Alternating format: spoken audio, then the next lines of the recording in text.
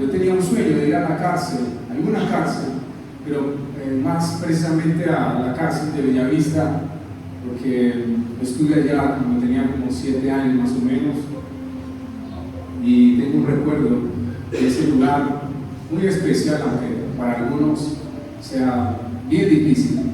Pero tenía el sueño de ir, pero no a lo mismo, simplemente a participar o a hablar. Quería ir a jugar un partido de fútbol con las personas que están allí, los hombres privados de su libertad. Y estando allí aprendimos muchísimas cosas. Formamos un equipo de acá en la iglesia y gracias a una entidad que nos abrió las puertas pudimos estar allá y jugar un partido con ellos. Y conocí la historia de uno de los hombres que hay allá y me impactó, entre muchas historias, pero me impactó porque yo creí en él.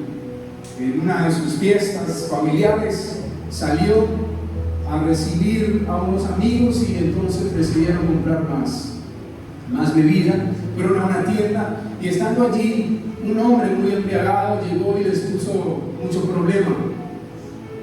Y de tal manera que discutieron y se golpearon. Luego se fueron. Y el señor también se fue a su casa. Pero 2 horas después, este señor apareció muerto. En la historia que les estoy contando, el joven que conocí estaba con su hermano. Para resumir un poco, les imputaron ese homicidio a ellos, porque fueron las últimas personas que supuestamente los vieron. Los 2 están en la cárcel. Eso me impactó, pero lo que yo quiero ir es que más me impactó que ese hombre me hablaba con una felicidad y con una alegría que ni yo tengo. Ese hombre tenía un gozo en su corazón y estaba tan feliz porque habíamos ido y porque estaba participando allí de este evento. Y yo me vine pensando, entre otras historias que había en ese lugar, yo me vine pensando en realidad qué es bendición. Yo me vine pensando que yo era más o estaba más preso que ellos. En mi mente, en mis temores, en muchas cosas. Me vine pensando, ojalá yo pudiese tener la libertad que ellos tienen estando en ese lugar. Y hablando con algunos compañeros que iban, llegamos a la misma conclusión. Estas personas allá, hay un grupo muy especial que están en un proceso. Y ellos, cuando terminamos el partido, nos íbamos a bañar, a duchar. Inclusive me llevaron champú, me llevaron desodorante, me llevaron chanclas, me llevaron de todo. Me atendieron como tal vez no me habían atendido en otro lugar. Y eso me hacía sentir mucha pena. Esas personas hablaban con tanta libertad, con tanta alegría y me decían, nosotros aquí somos felices. Hay personas que no querían salir, que no quieren salir. Y eso me impactó mucho. Y yo siempre he pensado qué es en realidad ser alguien bendecido. Siempre me he imaginado, o en mi mente he pensado, ¿qué es lo que Dios necesita que entienda o que nosotros entendamos como bendición? Y bendición, la palabra bendición, significa arrodillarse cuando es de parte de nosotros. Arrodillarse hacia Dios para decirle aquí estamos y te adoramos. Pero cuando es de parte de Dios hacia nosotros, bendición significa beneficio. Es decir, que Dios tiene el propósito de ponerse o rebajarse a nuestra posición y darnos beneficios espirituales. Que nosotros tengamos todo lo que necesitamos para poder prosperar espiritualmente. Las personas, cuando hablamos de bendición, la definen de muchas maneras. Pero cuando yo voy a estudiar la palabra, Dios dice que una persona que es bendecida es aquella que recibe el beneficio del Padre, del Hijo y del Espíritu Santo. Es una persona que tiene la capacidad de avanzar no solamente en sus cosas materiales o humanas o de este mundo, sino que comprende que Dios tiene un propósito específico y logra avanzar porque el Espíritu Santo comienza a revelarle a su corazón y entiende que nació con un propósito. Definir a una persona bendecida no se hace primeramente por el filtro de lo que posee o ha logrado. Se define como alguien bendecido quien posee la revelación del amor de Dios en su vida, y eso se comienza a revelar en él. Tenemos que cambiar el concepto de lo que es bendición. Nos han vendido muchos mensajes de lo que significa bendición. En Efesios 1:3 dice: bendito sea el Dios y Padre de nuestro Señor Jesucristo, que nos bendijo con toda bendición espiritual en los lugares celestiales en Cristo. Pablo está diciendo, está llamando a Dios bendito, porque Él en algún momento tomó la decisión de bendecirlo a usted y bendecirme a mí con toda bendición espiritual. Es decir, que diseñó un plan completo para que usted y yo tuviésemos acceso al Padre, al cual de otra manera no hubiésemos podido. Entonces, usó un plan, diseñó un plan para que usted y yo primero conociéramos de Dios, para que usted y yo fuésemos perdonados por Dios, para que usted y yo fuésemos liberados del pecado, para que usted y yo pudiésemos vencer el pecado. Y aparte de eso, le agregó que usted y yo pudiésemos ser o tener la vida eterna. Amén. ¿Alguien le emociona eso? ¿Le toca, le llega al corazón o no? ¿O solo a mí? ¿Voy a estar yo solo en el cielo? Bueno, con mi esposa, eso sí. ¿A nadie más?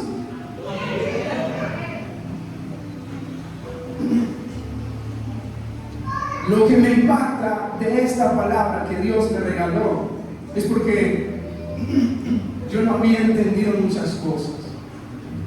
Yo estudié teología, pero una de las frustraciones mías es que en 4 o 5 años que estudié habían cosas que no podía comprender y me frustraba muchísimo, porque Dios quiere revelarnos a nuestro corazón cosas espirituales que van a transformar la vida nuestra. Estamos esperando que algo humano, material y bendiciones pasen o nos lleguen, pero hay muchas personas que tienen muchísimo, tienen muchísimo, pero no tienen la revelación de lo que Jesús hizo por ellas. En otras palabras, todo el favor y la gracia de Dios fue puesta en Cristo para que usted y yo pudiésemos acceder al Padre. Aquí Pablo dice que Él nos bendijo con toda bendición espiritual, es decir, que Él dio y diseñó todo un beneficio espiritual para usted y para mí, para que en un momento de la historia nuestra Él se pudiese revelar a nosotros y usted y yo pudiésemos comprender que aunque hicimos muchísimas cosas, aunque pecamos, aunque estuvimos alejados de Dios muchísimo tiempo, Él tenía algo específico para nosotros: revelarnos que no importa si nosotros hemos pecado, que no importa si nosotros hemos fallado, lo que importa es lo que Él hizo. Algunas personas, a veces nos basta con venir a la iglesia, nos basta con tener trabajo, tener una empresa, tener una buena posición o tener lujos o comodidades. Nos basta con tener una posición de influencia, por ejemplo, una buena carrera. A otros nos alcanza para decir que somos cristianos y que venimos a la iglesia, pero nuestra vida ni siquiera muestra que seguimos a Jesús. A veces nos basta para decir que estamos buscando de Dios, pero nuestro comportamiento no lo manifiesta y no lo revela. También nos alcanza para venir cada 8 días a la iglesia a pedirle perdón a Dios por el mismo pecado y no salimos de ahí. ¿Saben por qué no salimos de ahí? ¿Saben por qué nos limitamos a bendiciones materiales y a definir que algunos son bendecidos por lo que tienen, porque es el único mensaje que hemos escuchado. En lo que usted se desgaste, donde esté su corazón, donde esté su tesoro, allí estará su corazón. Si usted tiene la mirada en conseguir cosas materiales, ahí estará su corazón. Y a eso le llamará bendición. Y vivirá una vida pecaminosa, esclavo al pecado, y ni siquiera tendrá problema. Se acomodará a eso esperando que otras bendiciones lleguen. Por eso es que tenemos que cambiar el concepto de lo que es bendición. Por eso es que tenemos que comprender que bendición no es riqueza exclusivamente. Eso no es bendición. No hay nadie que se le pueda llamar como bendecido si no tiene la revelación de lo que hizo Jesús por su vida. ¿Acaso Jesús no le dijo al rico, al joven rico, ve y vende todo lo que tienes? Y él se volvió triste porque dijo, yo vender todo lo que tengo. Imposible. Ese hombre se fue y se quedó con sus riquezas, pero un día se murió. No puedo asegurar dónde fue. Pero si no se arrepintió y no entendió luego que Jesús es la riqueza y la bendición, sabemos dónde puede estar.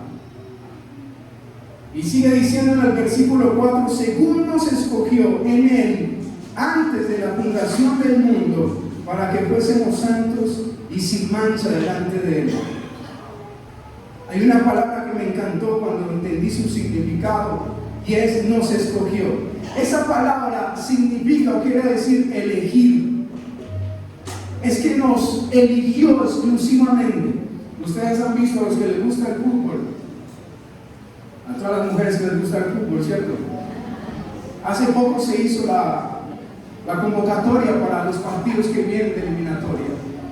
Y el entrenador tuvo que estar por muchos lugares seleccionando, diciendo cuáles de los colombianos, de los jugadores colombianos, podían estar en esa selección. Y cuando le llega un llamado de esos a un jugador, hay una alegría inmensa. Les encanta, les alegra saber que fueron seleccionados. Usted imagínese, nada más, Dios dice la palabra que antes de la fundación del mundo, Él lo escogió a usted y me escogió a mí. ¿Quiénes creen eso? Antes de que Él formara el mundo, dijo, no, un momento. One moment, please. Dios habla inglés también. Y dice, antes de yo crear el mundo, antes de formar todo lo que será el mundo, yo voy a seleccionar quiénes van a estar conmigo en el cielo después de que ya no haya mundo. Y entonces lo cogió a usted y me cogió a mí y fue seleccionando así, uno por uno, con nombre exclusivo. Usted ya sabe cómo, Dios sabía cómo se iba a llamar usted. Si no le gusta su nombre, Dios sí le gustó y permitió que lo llamaran así. Pero Dios exclusivamente fue seleccionándolo a usted y a mí. Esa es una de las noticias, de las cosas maravillosas que yo veo en la palabra, que me hace comprender que quien entiende eso es una persona bendecida. Elegir, seleccionar, Él nos escogió. Algunos piensan que Dios tiene una ruleta en el cielo, y entonces gira la ruleta y le dice a Jesús, cuando yo te diga ya, paras a ver quién cae, a ver. Y Jesús gira la ruleta y comienza Dios, tingo, tango. Y dice Dios, ¿quién cayó? El mismo. Otra vez. ¿Será que me equivoqué? ¿Otra vez el mismo le grito? ¿Será que me equivoqué? Y le dice a Jesús, gírala otra vez. Y vuelve y la gira. Y le dice, stop. No, esto es coincidencia. Mandémoslo. La verdad, si cayó 3 veces es porque se va a hacer. Algunos piensan, o a veces pensábamos, que Dios nos eligió así al azar, a la suerte, a la coincidencia. Algunos piensan que nacieron en la familia equivocada, en el país equivocado, con los recursos equivocados.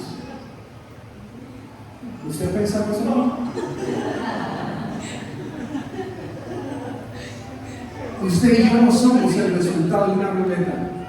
Usted y yo no somos el resultado de la suerte. Usted y yo no somos el resultado de que Dios se equivocó. Imagínense, y aparte aparece en esa escena el que ya sabemos, que no nos gusta mencionar, ni siquiera va a decir, Dios, ¿y va a mandar a esa familia? Dios, ¿usted no sabe que él va a ser un hombre adúltero, fornicario, pervertido? ¿Usted no sabe que le va a hacer daño a su familia? ¿Usted no sabe que esa mujer a quien va a enviar va a ser una mujer promiscua? ¿Usted no sabe que a ella la van a hacer sufrir mucho? Y aparte, ella también va a hacer sufrir. Así pensamos que Dios nos selecciona. Así pensamos que Dios tiene el concepto de nosotros. Dios sabía cuando usted y yo íbamos a pecar y la vida que íbamos a llevar. Pero Él dice, no me importa si va a ser un pecador, si va a dañar, si va a herir, si va a andar en la perversidad. Lo que me importa es lo que yo dije de Él antes de crear el mundo. Y así es como Dios actúa. No es una sorpresa su pecado, ni su vida para Dios. Habiéndonos predestinado para ser adoptados hijos suyos por medio de Jesucristo, según el puro afecto de su voluntad, para alabanza de su gloria. El versículo anterior decía que nos escogió, nos seleccionó, y este versículo dice nos predestinó, y la palabra predestinar significa preordenar. Y cuando yo leía esto, Dios me hacía entender mi vida, porque yo viví muy desordenado, porque yo tuve una época de mi vida en que era un desastre, en que todo lo que yo hacía era para mal y para hacerle daño a las personas. Y yo siempre me cuestionaba y decía, ¿será que Dios puede usar a alguien como yo? ¿Será que con tanto desorden Dios puede hacer algo? Pero leyendo este versículo comprendí que predestinar significa preordenar. Yo viví aquí desordenado, pero cuando Dios me creó, me preordenó.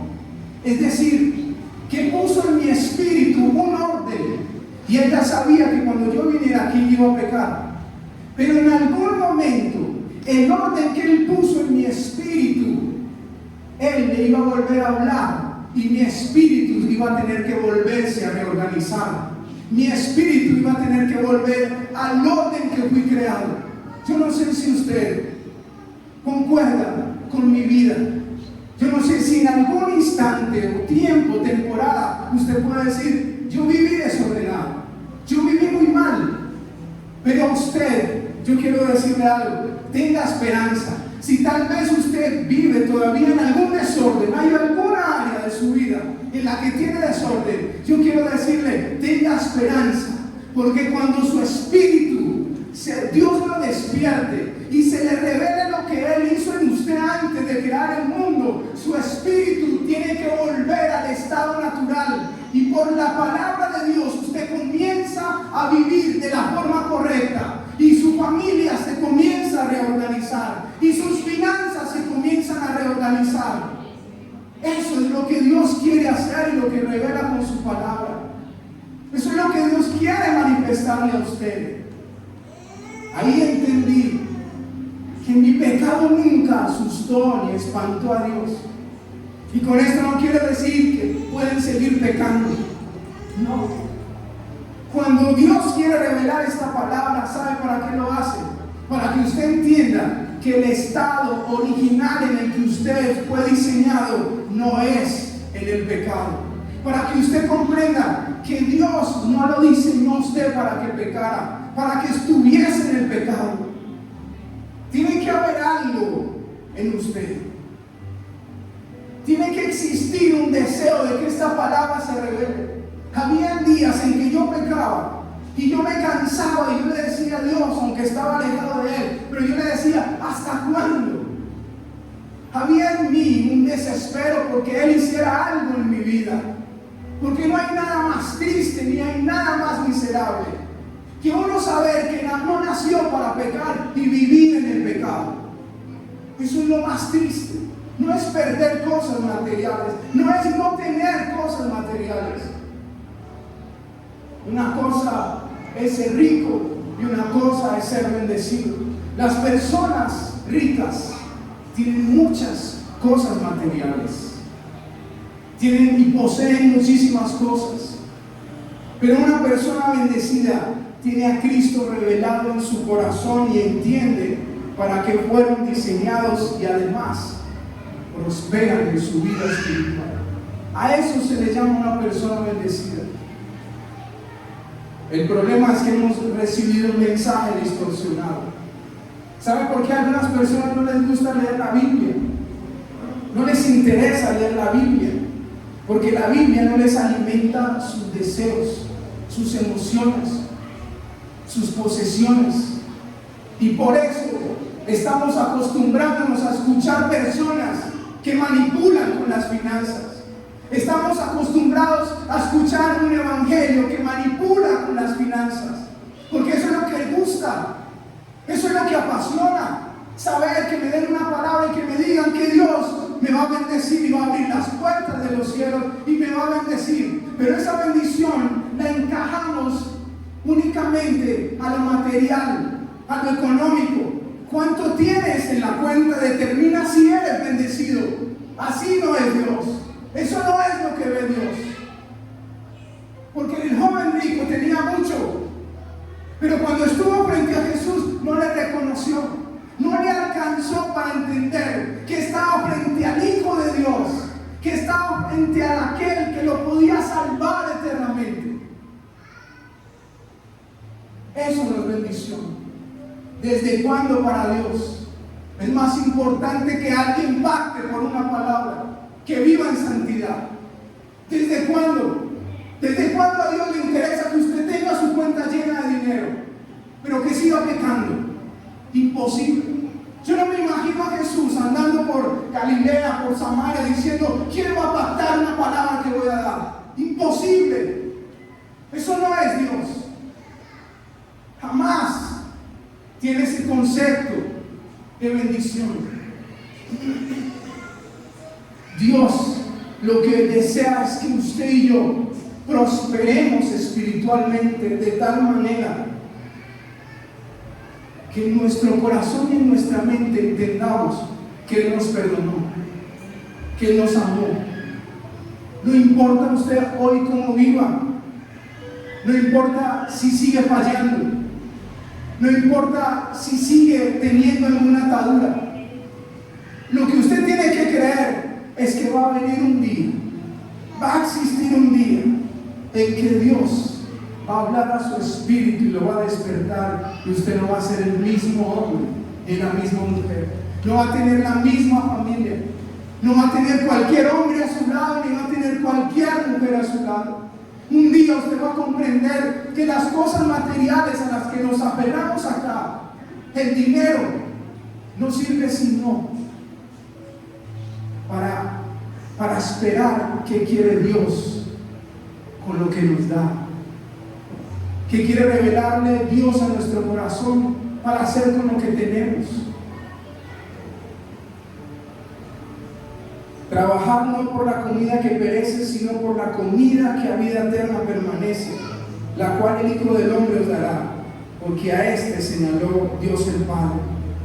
Y les dijo: mirad, guardaos de toda avaricia, porque la vida del hombre no consiste en la cantidad de bienes que posee. Jesús nunca puso, ni el mensaje era poner la mirada en lo material, en lo económico.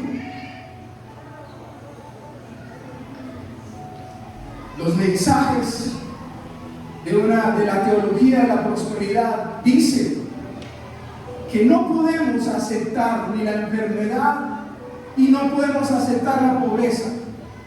Entonces el mensaje central es que algo tiene que pasar y algo va a hacer Dios para enriquecernos, para bendecirnos, pero de la manera material o financiera.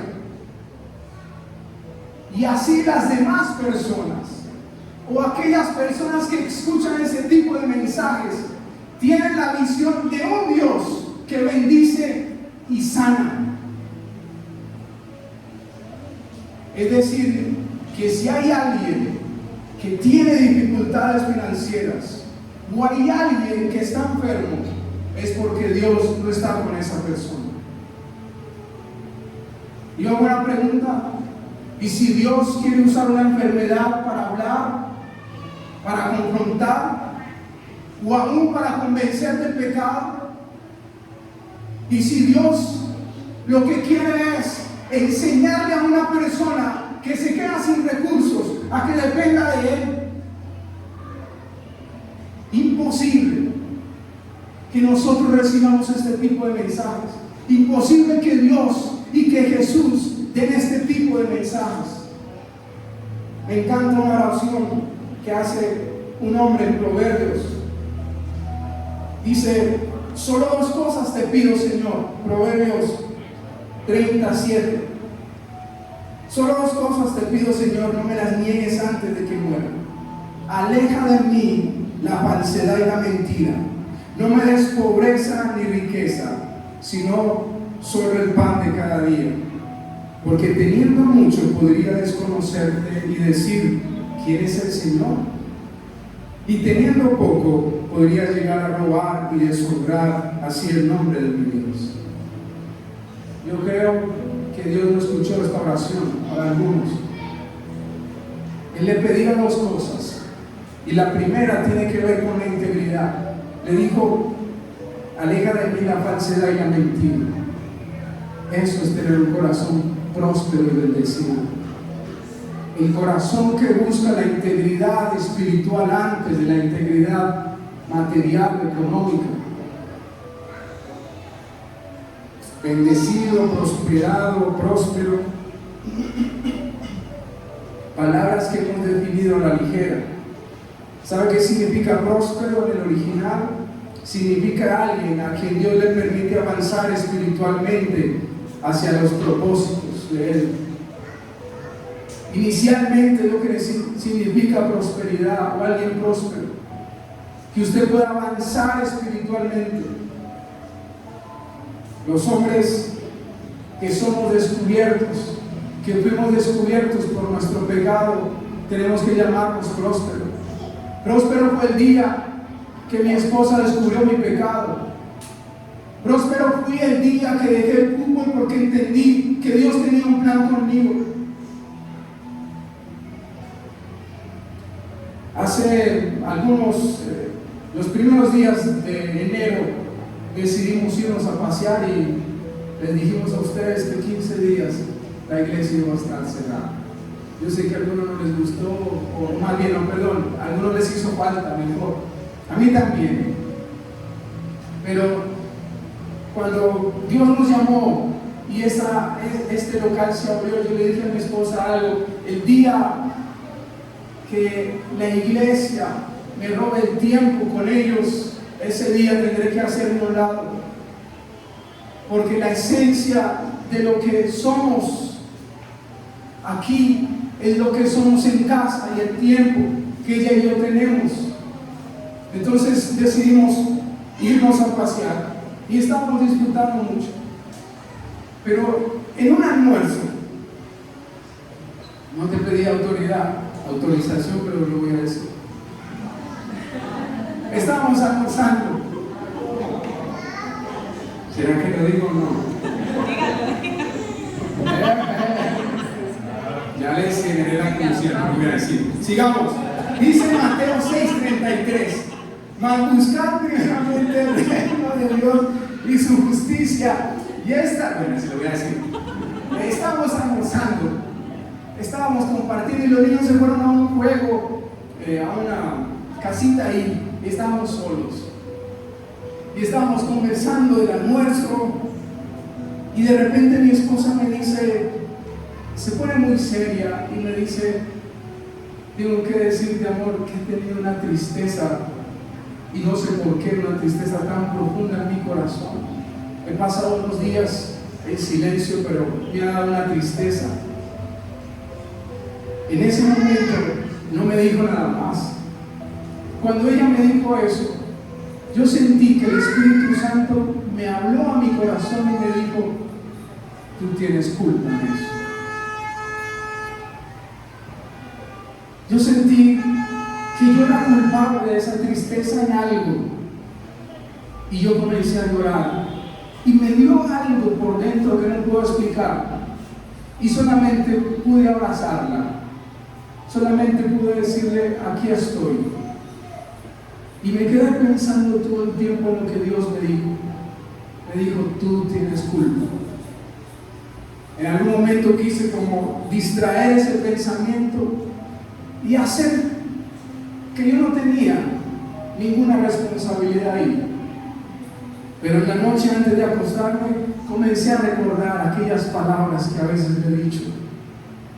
Soy un poco exigente en casa y con muchas cosas soy perfeccionista. A veces le complico la vida y se la complico a ella con cosas y detalles que no valen la pena. Y comencé a pedirle perdón a Dios. Y comencé a comprender lo que yo generaba en ella. Y comencé a llorar y ella estaba dormida. Y desde ese momento entendí lo que está escrito en Job 32:8. Dice: ciertamente hay espíritu en el hombre, pero el soplo del Omnipotente le hace que entienda. Ciertamente usted y yo tenemos vida.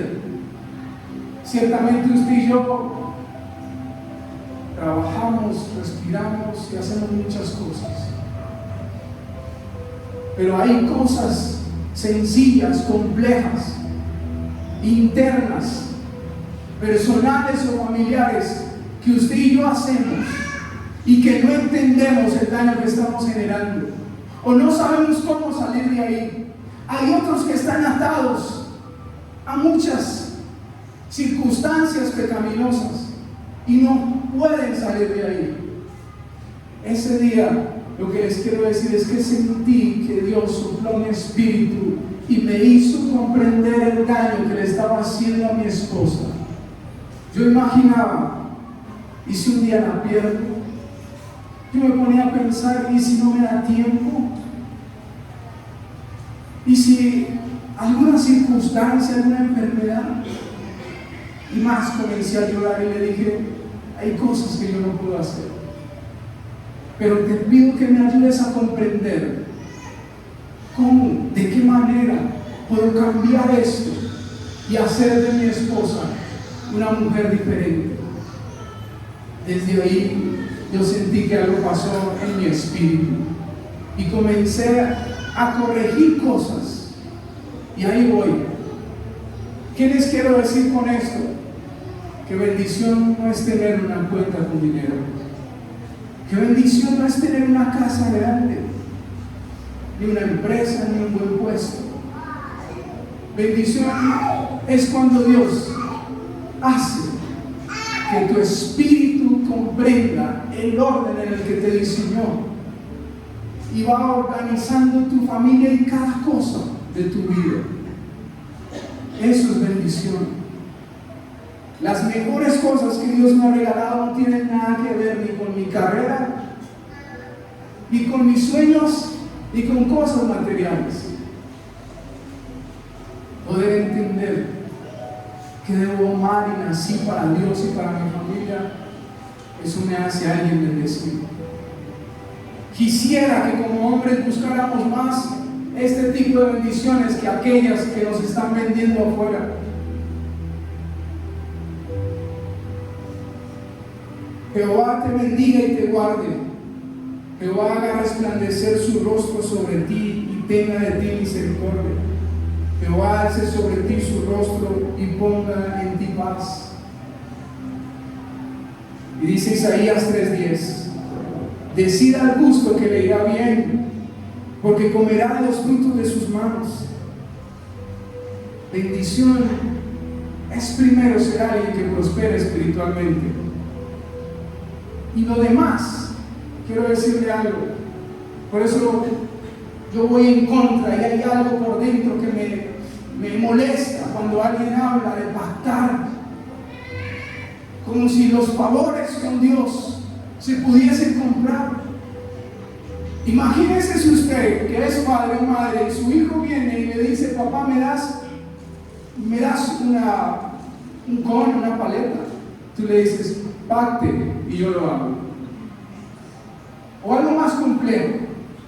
Imagínese que su hijo viene y le dice: papá, yo quiero una casa para cuando esté grande yo pueda tener a mi familia y yo le pueda decir no. Primero, te voy a dar una palabra de la Biblia y tú vas a pactarme a mí y yo te la daré. La bendición, cuando usted se encarga de ser alguien correcto, de ser alguien íntegro, la bendición viene como una respuesta natural de un papá que no necesita ninguna otra cosa sino bendecir a sus hijos.